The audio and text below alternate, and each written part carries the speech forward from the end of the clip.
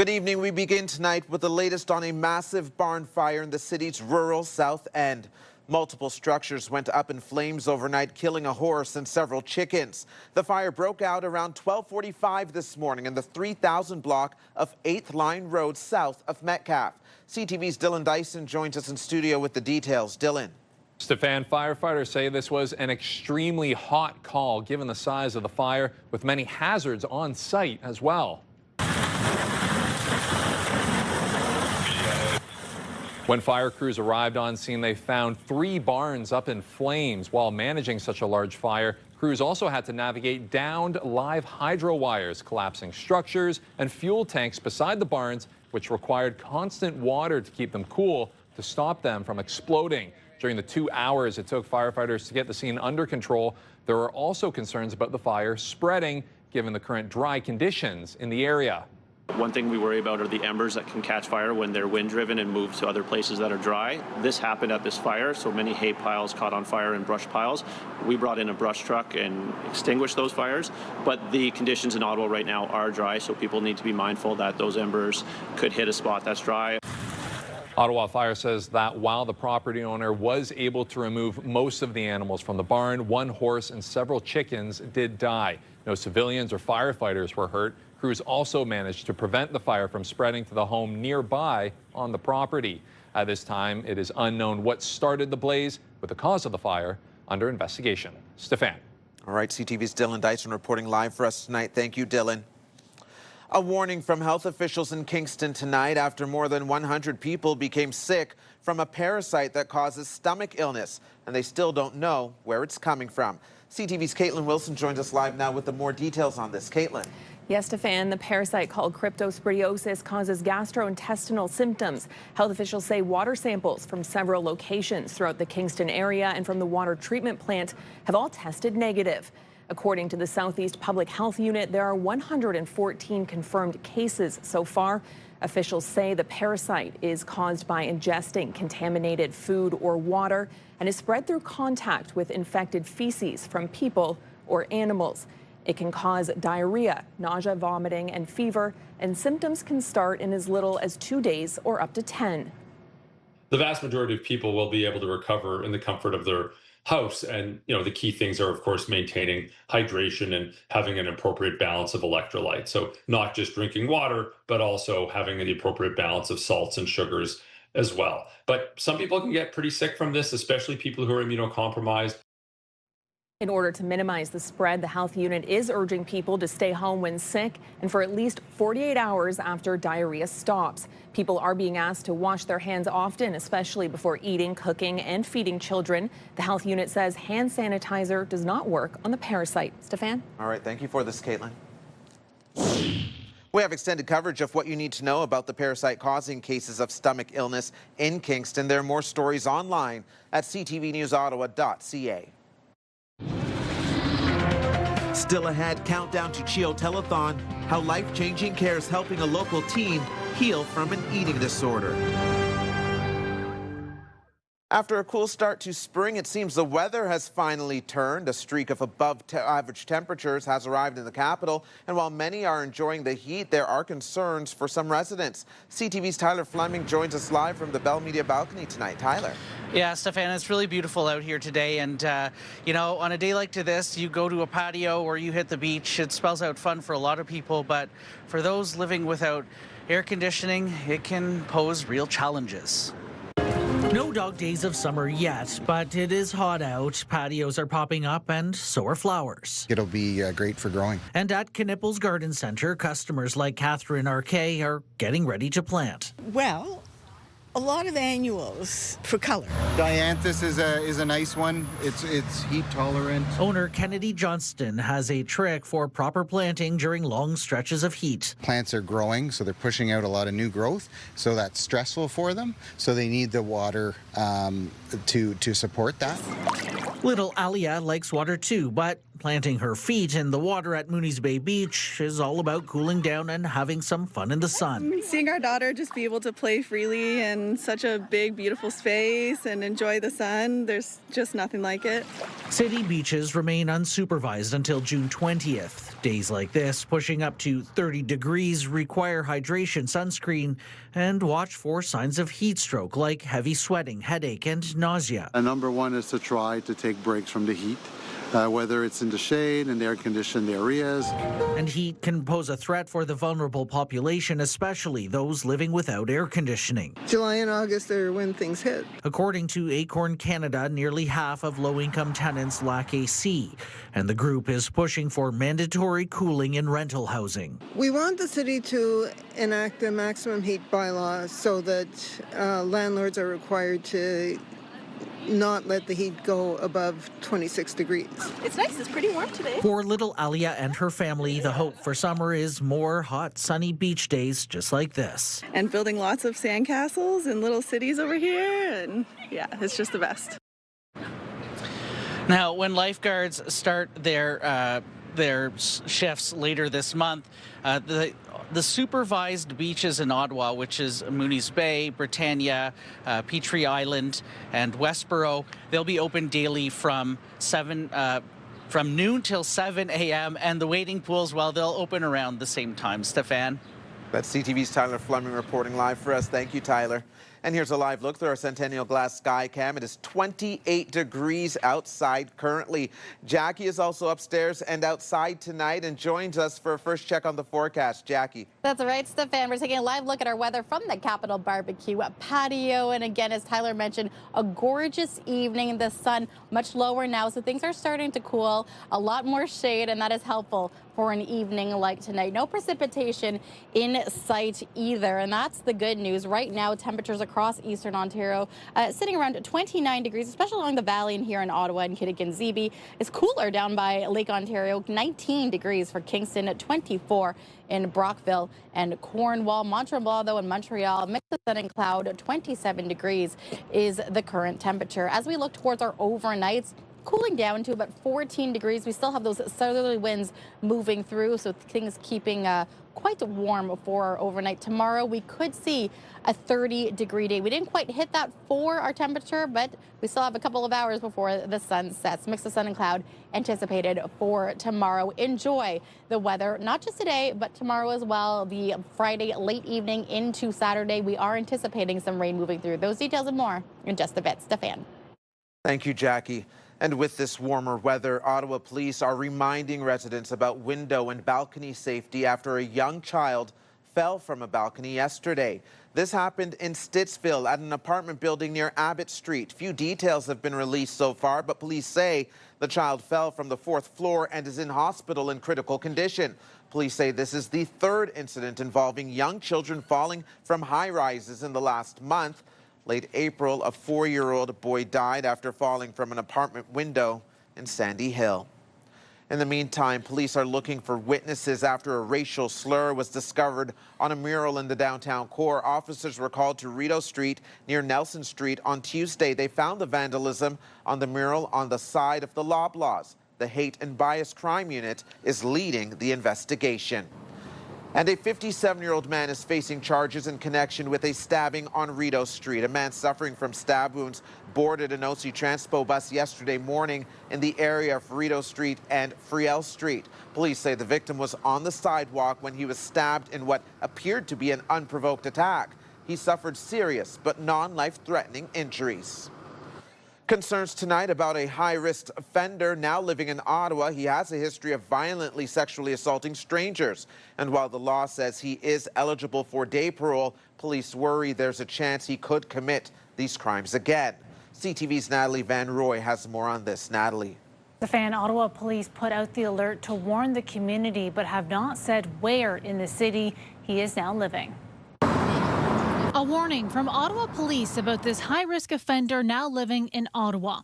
46-year-old Christopher Rolston is serving an indeterminate life sentence for 3 counts of sexual assault with a weapon and uttering threats. What we know is that he will be residing in Ottawa on parole in a structured, community-based facility.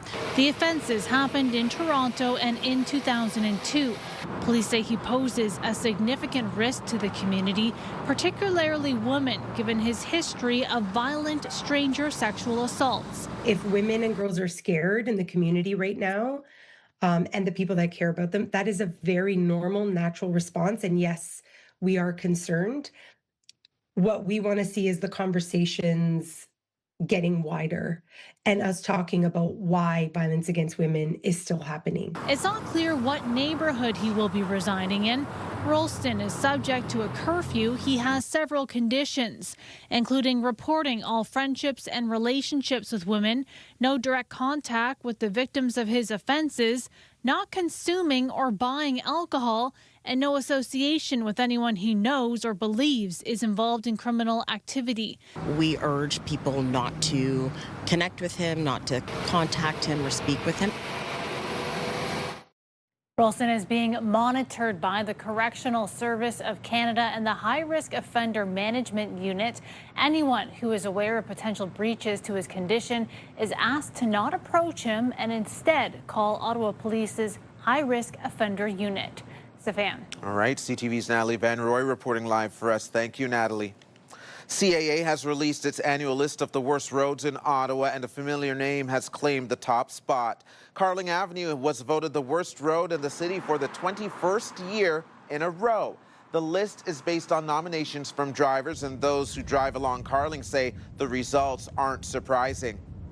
It's terrible. I just live up not far from here, and the traffic doesn't matter what time of day. The roads are in bad shape, and it takes me a long time to get from how close I am to home and to anything in the West End. I think, it's a continuous and it's an ongoing situation that we have in this city, Not only this road, but many others. I've ruined my tires completely just by all the potholes, and it doesn't seem like it's getting any better. It's consistently getting worse, I think.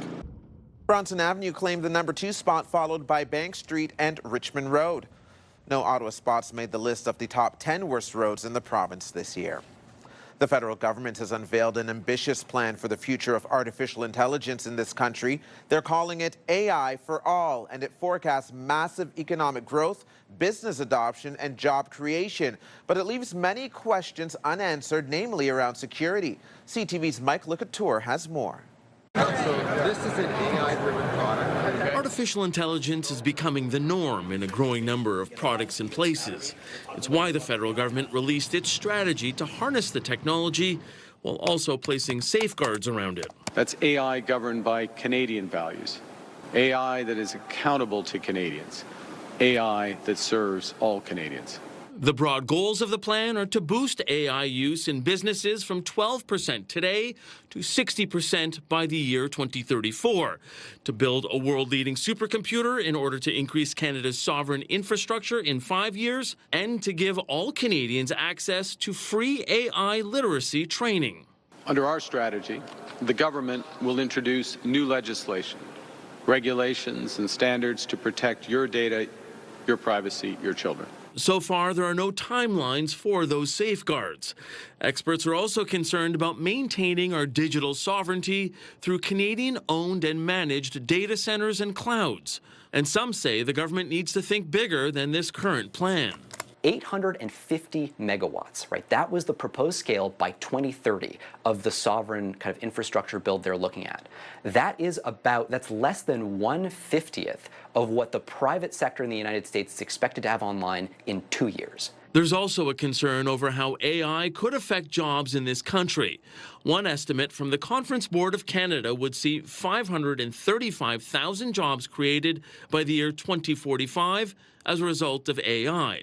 But that would be offset by a short-term loss of 555,000 jobs by 2030. We know that AI targets those jobs, particularly of young people, the ones that are getting into the market. So we've got to make sure that we give them the tools required to overcome that. The Minister of AI, Evan Solomon, pointed to a Bank of Canada study on the impact of AI, underlining it has not seen any significant job losses yet. But the bank notes that could change as AI use accelerates in this country. Mike Lecouteur, CTV News, Ottawa. Ahead of the World Cup, the Ontario government is more than doubling the maximum fine that can be handed out for selling tickets above their original value. CTV's Kimberly Fowler is here with the latest on that. Kimberly. Well, Stefan, Premier Doug Ford says the move will help make live entertainment more affordable for the average Canadian, and they intend to make the list of ticket resale violators public. Businesses and people who violate legislation capping the price of resale tickets at their original face value could face fines of $25,000. That's up from $10,000. The government said is also amending legislation to allow for the public identification of any ticketing business issued fines. We're moving extremely fast on this, and we're going to hold people accountable. We've increased the fines, I think, up to $25,000. We're making the list public for people that want to try to take advantage of the taxpayers. We're here to protect the taxpayers. They're there to make a profit. The new fine structure comes into effect on June 10th. That's 2 days before the first World Cup match in Toronto. And Ford says FIFA will not be exempt. Now, some listings on FIFA's official pre-sale platform or resale platform earlier today, they were still going for above face value. Steph. All right. Thank you, Kimberly.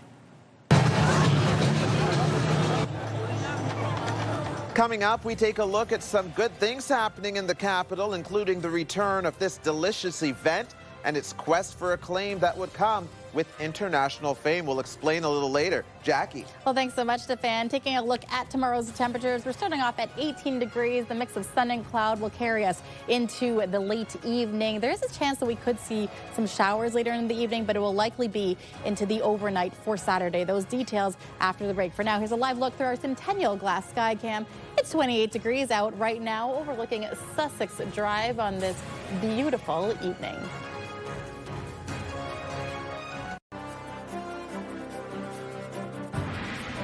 Welcome back. Taking a live look at the Queensway. Things seem to be moving well this hour. Traffic volume easing from the commute home. O'Connor flowing well in both directions, as is Bronson. You still probably notice a few slowdowns further west along the Queensway. So in those westbound lanes, probably backed up. You can see it there at Churchill, and it will stay slow through that Pinecrest corridor.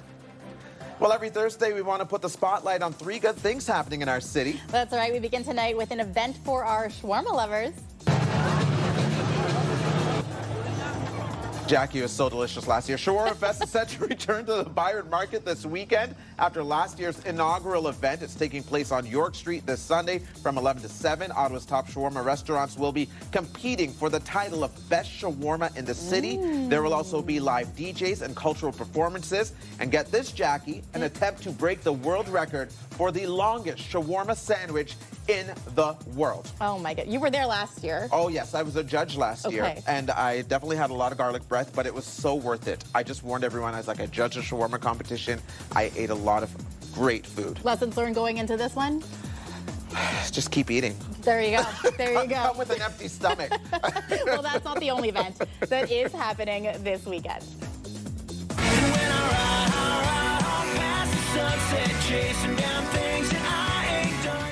The Guitars and Gasoline Music Festival kicks off tomorrow, and it features an all-Canadian lineup of artists at the Calabogie Motorsports Park. This year's performers include Brett Kissel, who is taking the stage Saturday night. We've got the Glorious Sons performing tomorrow night, and the festival offering camping zones as well as food and drinks on site. This event runs until Sunday. And the weather, I know it's going to rain on Saturday, Stefan, but the temperatures are looking really good for the weekend. Yeah, and the rain never stops music lovers. They will still show up. Jazz Fest is another festival where they will come with their umbrellas and lawn chairs and hang out and just enjoy the good too. So lots of dedication. Definitely. And finally, you'll be able to go behind the scenes of some pretty cool spots in Ottawa this weekend. Doors Open Ottawa is taking place Saturday and Sunday. Residents and visitors will have a chance to explore dozens of buildings, including the Parliament Hill Centre Block Rehabilitation Project. You can also go inside the Supreme Court of Canada, the Ottawa Jail Hostel, City Hall, and several embassies. The best part, it's completely free. Nothing beats free, especially in this tough economic times. Absolutely. I've crossed off a couple of those things, Ottawa jail cell. I've seen a couple of the embassies as well. So I really enjoy the doors open weekend. Did you see any ghosts at the hostel? Apparently it's haunted. I actually stayed overnight. Did not sleep well. You stayed overnight? I did. Did not enjoy it. Brave Thought I heard soul. some ghosts. Brave soul. Thanks, Jackie. Do you have a story for us to include in our 3 Good Things segment? Something light, happy, a community event, or notable achievement to brighten up the day? Send your ideas to ottawanews@ctv.ca. 3 Good Things is brought to you by the new oak tree, hand-built for life. Well, another good thing is this stretch of warm temperatures. Jackie, it was a beautiful day in the Bayard Market. Patios have been packed this week, and these warm temperatures are sticking around for at least one more day. Right, Jackie? Yeah, and that's the good news, Stefan. Earlier this week, we were anticipating cloudy skies for our Friday, not much in terms of sunshine. This has changed significantly. We are anticipating the mix of sun and cloud to move us into Friday evening, but you might want your umbrella if you are out late at night because there could be some precipitation into those overnight hours. More on that in just a bit. Let's focus on the weather right now. 28 degrees. We didn't quite make it to that 31 anticipated daytime high, but tomorrow is another day. Now it's lows across eastern Ontario, getting down to about the mid-teens, 15 in Ottawa, Cornwall, as well as Brockville, 12 degrees in Pancroft, as well as Pembroke and Petawawa, mainly clear skies with a little bit of some cloud cover. Tomorrow's daytime highs. Yes, the clouds are sticking around, but you are going to see temperatures about 30 in Ottawa, Cornwall, Brockville, 28, 29 degrees. There is a chance that we could see precipitation moving in closer to the valley. This is going to be later on in the late afternoon, early evening. We are keeping a close eye on this, but again, you can see by the orange all across eastern Ontario that heat wave continues to dominate much of the region. Now, taking a look at our friends at Atlantic Canada, that heat really pushing its way out east as well. So we've got 22 degrees in Fredericton, 14 in Halifax, so still fairly cool by the water, but temperatures are going to start to rise and very similar. It will look closer to what Quebec and Ontario are experiencing, which temperatures are in between 27, 28 degrees. Meanwhile, our friends in the prairies, yeah, a little bit of that cool down, but still temperatures are quite high in the teens, about 19 at Edmonton and Calgary, a little bit of precipitation moving through. We've got 19 in Vancouver with a mix in sun and cloud. So we talked about that rain. When can we anticipate it? Take a look at Friday afternoon. Much more of the clouds cover will dominate eastern Ontario. In that overnight hour, you are going to see that first wave move through. It'll focus just north of Ottawa as well, but we are anticipating between 5 to 10 millimeters of rain moving through much of this Saturday morning as well. So don't be surprised, 7 a.m. you see rain moving in. And we will get a break midday, but by Saturday, late afternoon, early evening, we could see this focused around the Smiths Falls area and Cornwall as well. Now, the 7-day forecast is brought to you by Davidson Hearing Aid Centers, celebrating over 80 years in family business. Again, mix of sun and cloud for our Friday, 30 degrees, 5 to 10 millimeters of rain moving in. Things are going to cool down temperature-wise, 22 degrees, the anticipated daytime high. But by Sunday into the start of early next week, we're going to start seeing temperatures climb. By Wednesday, look at that, Stefan, 31 degrees. Hopefully that maintains as we get into our second week of June. Loving it. Think it's time to light up the barbecue tonight instead of this weekend with that rainfall. Exactly. Looking forward to it. Thanks, Jackie. There's a brand new radio show launching across Bell News talk stations and the iHeartRadio app tomorrow, hosted by a familiar voice. The Graham Richardson Show will bring you thoughtful conversations, exclusive interviews, and trusted insight into the issues, people, and events shaping the country each week. And joining us live to talk about this is Graham Richardson himself. Graham. Great to have you with us. Stefan, how are you? I'm good. Tell us what people can expect from the show. You know, Stefan, I've been doing this for quite a while, as you know. Now up here at Parliament Hill for CTV National News. News can be a bit heavy, right? A lot going on, whether it's Mr. Trump, Mr. Carney, or all of the implications of that. So this show is 12 to 2 on Friday across the network and on 580 CFRA. And it's a Friday vibe I'm hoping for. So, you know, some of the off the beaten track stuff, a little bit lighter here and there. Yes, there'll be big interviews. Yes, there'll be news of the day, the big 5 things that I've seen over the last week that caught my attention, but also a few smiles and laughs because it's Friday and there's nothing wrong with that. Nothing wrong with that, indeed. And it sounds like there's going to be elements of the show that certainly take us outside of that maybe bubble of Parliament Hill and other necks of the wood or parts of corners of the country. Yeah, what we're going to be doing, like one of the things we've got set up is, you know, kind of a backbench out of the bubble panel with MPs you don't know and you haven't heard of. And we tried to pick them from far and wide for their sense of humor, for their for their perspectives. And so we're going to Moose Jaw, Saskatchewan, and we're going to Labrador. And one of the stories I want to talk to them about is literally what it takes to get to their ridings and what it takes to reflect back to Parliament the concerns of people in rural areas and smaller towns. I think it's one of the great divides in our country, Stefan, is that urban-rural divide that I think, in many ways you can see it in the United States, and hopefully it doesn't get that divided in Canada. So that's one of the things we're going to be taking a look at. Wonderful. I can't wait, Graham. I know that I've said it privately. It's nice to have you back. I'm saying it publicly again, and you certainly helped to spark my love for politics, so I can't wait to see what the show has to offer. All the best. Thanks, Steph. Great to see you. You can listen to The Graham Richardson Show every Friday from noon to 2 p.m. across the Bell News Talk stations, including News Talk 580 CFRA and on the iHeartRadio app. Kind of started in grade 5, and it kind of progressively got worse. Just ahead, as we count down to the CHEO Telethon, we meet 17-year-old Elsa, a graduate of CHEO's eating disorders program, who credits the Children's Hospital with saving her life. Our popular Team of the Week segment is back. If you want to be a part of our Myers Automotive Group Team of the Week, upload your video to ctvnewsottawa.ca. Well, there are just 2 more days until the CHEO Telethon right here on CTV. Tonight, we bring you the story of Elsa. The teen had her life turned upside down by an eating disorder, but through the support and dedication of teams at CHEO, Elsa and her family have found hope and healing. Here's CTV's Tyler Fleming. You go. Dead. Nice!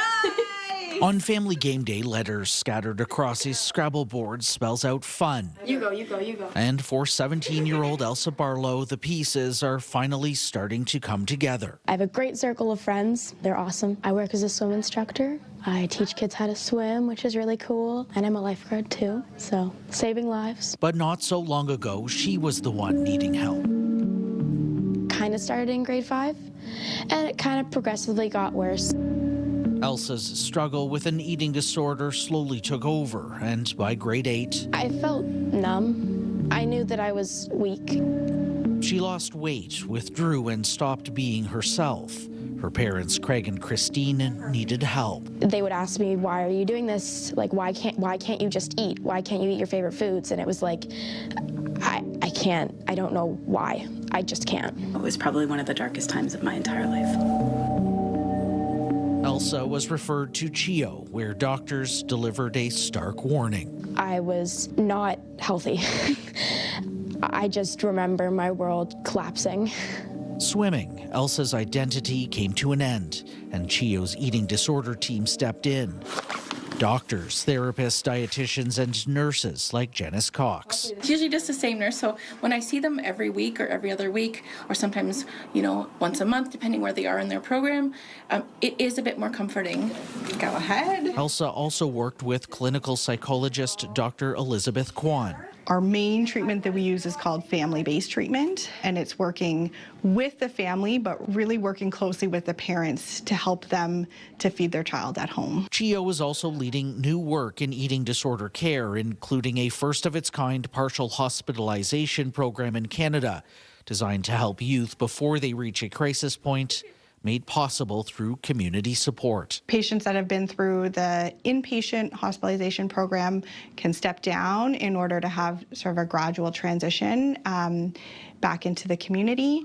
But it also is an opportunity for patients in our program who are maybe struggling at home and who need more support. And so we can intervene earlier there and actually prevent a hospitalization in some cases. And that generosity is also helping fund new research at CHEO, collecting data and tracking outcomes in real time, advancing treatment for patients here and across Canada. For nearly a year, Elsa says she felt stuck. And then in grade 10, I was like, I can't keep doing this. And with support from her family and CHEO's team, she's recovering. I'm so lucky. As soon as we saw the love, the compassion, the support, the exceptional care, and then we realized that we were going to be okay, that she was going to be okay. Now, for Elsa, healing spells out like this: simple moments that mean everything.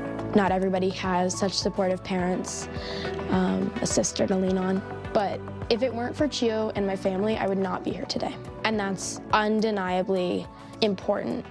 And that's something that I'm never going to forget and never going to stop being grateful for. Tyler Fleming, CTV News. Elsa's story and many others will be shared on CTV this weekend during the CHEO Telethon, Saturday between 4 and 7 p.m. Watch and donate to help improve the lives of children and youth right across our region.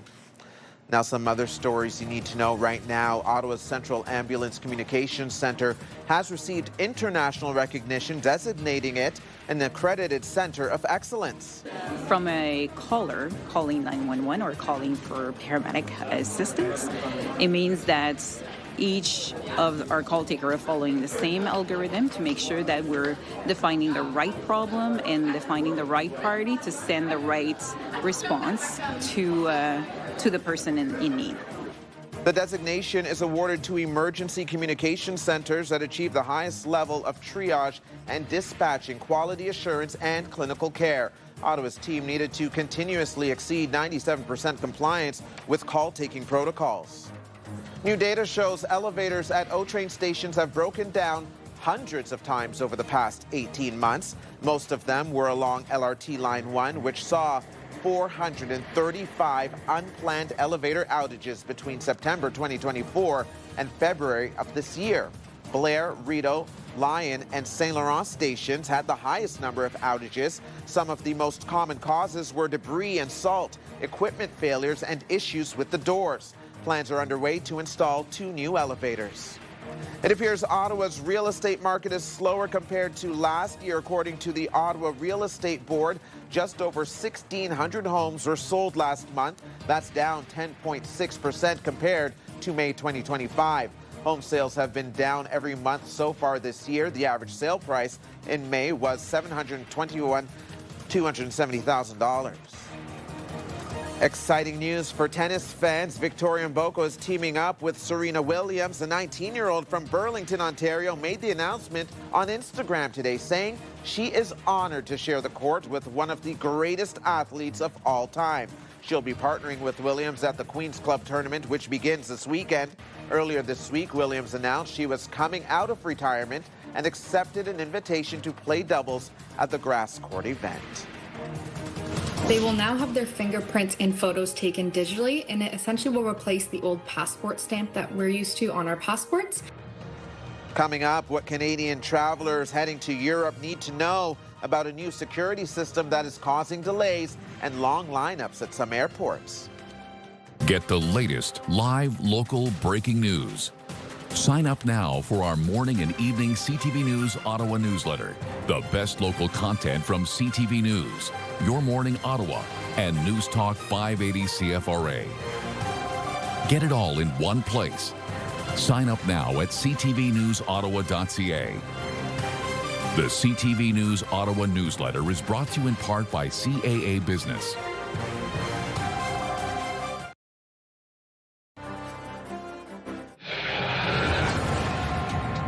Breaking news, Ottawa police have arrested 2 people in connection with yesterday's shooting in Overbrook. Details just into our newsroom, but the brazen daytime act of violence happened on Prince Albert Street around 1 o'clock in the afternoon. A man suffered life-threatening injuries. Now, we know a 45-year-old woman and 21-year-old man are facing multiple firearms-related charges. Police have not released their names. The Guns and Gangs unit continues to investigate. As many Canadians continue to shun travel to the U.S., they're choosing European destinations this summer instead. But if you're flying overseas, you should expect delays and possibly long lines at airports. CTV's Pat Foran tells us why. Europe is a favorite destination for travel, and this summer will be even busier than usual. Bookings to Italy, Ireland, Greece, Switzerland, and Spain are all up substantially over last year. A video of the Lisbon airport in Portugal a week ago went viral when it showed lineups that were hours long. It is quite honestly astonishing and testimony to just what a disaster these new AES rules are. Canadians shouldn't be worried. They should be prepared. Flight Centre is trying to warn Canadians that because of the new entry-exit system in Europe, they may face delays. They will now have their fingerprints and photos taken digitally, and it essentially will replace the old passport stamp that we're used to on our passports. Travel experts say if you're flying in or out of European destinations, you'll need to budget hours of extra time at airports. It's always crazy during this time of year, but then you add in that new entry-exit system and gathering all of those new biometrics, and it is just taking people a lot longer. And it's not just flying, it's any mode of transportation in or out of Europe. It's affecting all border crossings in any form, whether it's by cruise ship or by land or by airports. Recommendations if you're traveling to Europe: arrive much earlier, especially for intra-Europe flights. Keep passports and travel documents easily accessible. Monitor airline apps for updates. Consider flexible fares where possible, and register with Canada's Registration of Canadians Abroad Service. While the new system is expected to make travel faster in the future, for now there will be growing pains as the system rolls out. I would be making sure that I build in some extra time at any of those European airports. Experts say don't let the Lisbon airport video worry you too much, as it's known to have some of the longest lineups of any European airports, and others should be much better. Pat Foran, CTV News. I got the call. I had just had my second daughter like a week before, and then Chuck Lorre called me, and I was like, this is the best phone call ever. Just ahead, a look at some of the new shows coming to CTV and Crave this fall. Hey. CTV and TSN 1200 want you to be the Myers Automotive Group Team of the Week. Your team could win $1,000 for new equipment, tournament fees, or an incredible team party. Shoot us a quick video uploaded at ctvottawa.ca. Whether it's hockey, ringette, choir, band, or any team in between. Each week, the winning team will join us live in studio at CTV Ottawa at 6 to claim their prize.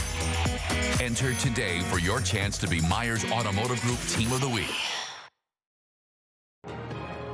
iHeartRadio Weekenders is powered by Barhaven Ford, Ottawa's newest and largest Ford store, and Eastern Ontario's Ford EV leader. It's time now to check in with our iHeartRadio Weekender, Tanea Taylor. Tanea. Starting things off today with the Ottawa Gatineau Gutsy Walk happening Sunday at the Terry Fox Athletic Facility. This year marks 30 years of Canadians coming together in support of those living with Crohn's disease. The Gutsy Walk is a tradition of hope, resilience, and community, with funds raised supporting important research and programs. Next up today is Guitars and Gasoline, the two-day festival. It kicks off tomorrow at Calabogie Motorsports Park. Combines live performances from artists including Dallas Smith, Brett Kissel, the Glorious Sons, and a lot of local vendors. So it's super cool. Tickets are still available, so make sure you grab yours. Last on the list today is the Ottawa Red Blacks home opener. The 2026 season officially kicks off Saturday night at TD Place as the Red Blacks welcome the Edmonton Elks for the first Saturday night home opener since 2021. As usual, lots more happening this weekend around the capital. The full list and all the details at ctvottawa.ca/weekenders. For the iHeartRadio Weekenders, I'm Tanea Taylor. Have a great one. iHeartRadio Weekenders is powered by Barhaven Ford, Ottawa's newest and largest Ford store, and Eastern Ontario's Ford EV leader.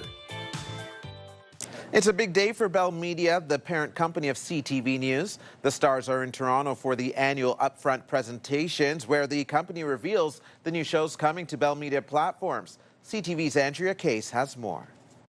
Yeah, going slow really worked. When Kevin Sussman got the call from the Big Bang Theory producer Chuck Lorre, he was thinking of a spin-off for the show starring his character Stuart Bloom. He was surprised because a start on Big Bang wasn't a smooth one. My first day, I went up on I forgot my line many times. And I was like, okay, well, moving on. I won't be on this show again. So it was crazy that I wound up, in the end, I was on the original one over 80 times. Now, 7 years after that show ended, Sussman is back with cast members Lauren Lapkus, Brian Posen, and John Ross Bowie. You wouldn't look at Brian and think vision board guy, but you'd be wrong. Yeah. And I kind of put it out there.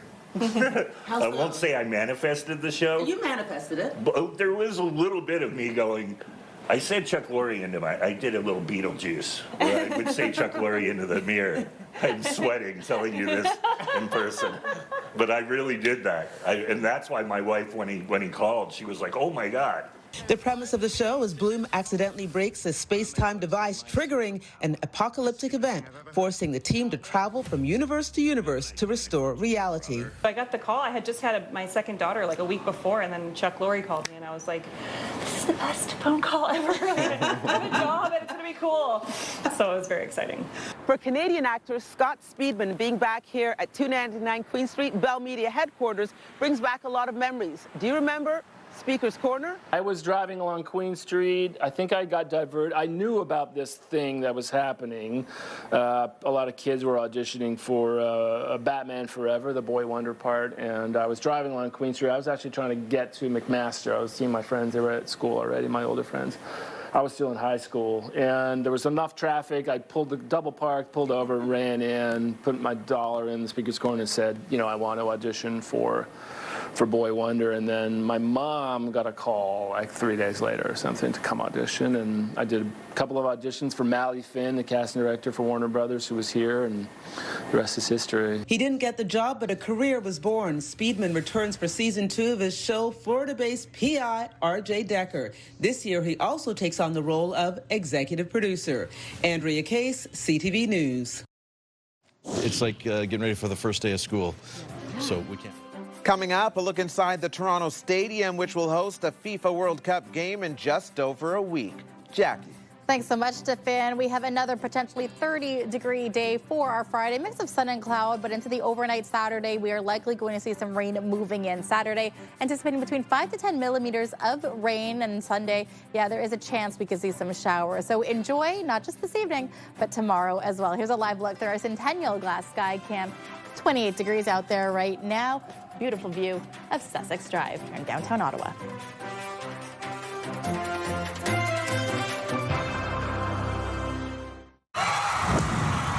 The National Capital Region is jam-packed with incredible experiences you don't want to miss. Hey, it's Tanea Taylor, your iHeartRadio Weekender, powered by Barhaven Ford. Get the inside scoop on all the biggest and best events every Thursday, Friday, and Saturday on CTV, Move 100, Pure Country 94, TSN 1200, and News Talk 580 CFRA. iHeartRadio Weekenders is powered by Barhaven Ford. Take your weekend path. We've got the Bronco Sport for it.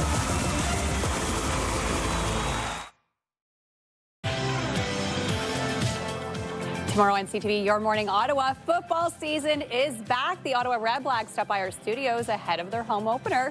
Tune in on CTV or stream us live on Crave at 6 a.m. Hairstyles, courtesy of Salon Fiorella. Coming up tonight on CTV in just a few minutes, E-Talk will begin, followed by The Big Bang Theory. Then CTV movie Guardians of the Galaxy starts at 8, and another episode of The Big Bang Theory at 10:30. For a final check on the weather forecast, Jackie is back, and I know we're supposed to enjoy today. Yes, enjoy this evening. If you don't get a chance to get out, wake up early. If you want to be up at 7 a.m., or if you have to be for work or school. 18 degrees to kick things off. Mainly sunny skies. The clouds are going to start to move in by the afternoon. It will be cloudier for Friday evening. But look at that temperature. Anticipated 30 degrees the daytime high. Things will cool for Saturday, 22 degrees. And yes, we are anticipating rain moving through. Early forecast showing 5 to 10 millimeters of rain. Stefan, Kimberly, enjoy Friday. That's all I have to say. All right, sounds good. Time now to check in to see what our news team will be working on tonight. CTV's Kimberly Fowler will be on deck. Well, I won't be waking up early because I'll probably still be up from the night before. But anyhow, we'll be looking out for any breaking news happening here in the Ottawa area. We've got Game 2 of the Stanley Cup Finals as well. And Breast Cancer Canada has released a new national survivorship strategy focused on how patients can cope after getting all the clear following a cancer battle. It looks at all the aspects of how to handle life following a cancer fight, including advancing research and support systems. And you can get the news anytime, anywhere at ctvnewsottawa.ca. And join me tonight for CTV News at 11:30. All right, thank you, Kimberly. And finally for us tonight, the 2026 FIFA World Cup kicks off 1 week from today, and we're getting a look inside the Toronto Stadium. It's like getting ready for the first day of school. We've worked many years on this, and being able to invite people down, kind of open up behind the curtain of all the hard work of hundreds or thousands of people to get this venue ready to go. We're excited of what we're 8 days away, so we can't wait. Organizers held a tour this morning. All that's left to do are the final touches. One of the biggest upgrades, the bleachers. Capacity has been increased to nearly 45,000. 6 World Cup games will be played here, the first next Friday when Canada faces Bosnia and Herzegovina. Have you seen any the viz of the seats that they added to the stadium? It doesn't look so safe, but I know it is because they've had a lot of people go in and check them, but it's kind of scary. I've driven by them while in I've been Toronto, there, and yeah. I was like, interesting. I was there. It looked really cool from up there, and I know people were making fun of like what it looks like, one of the worst looking stadiums, but they have improved it with all that coverage. Oh, good. I was worried there was not nicer. going to be coverage. I was like, cover the back of that up. It just It's covered now, looks like guys. toothpicks stuck together. Oh my goodness, yeah. It's going to be exciting, though. I'm looking forward to the World Cup, that's for sure. Definitely, and Yeah. everyone will be safe. It just looks that way. Structural engineering has They made doing good their on job. it. Rubber stamped and good to go. That is CTV News for today. Thanks for watching, everyone. Enjoy tonight.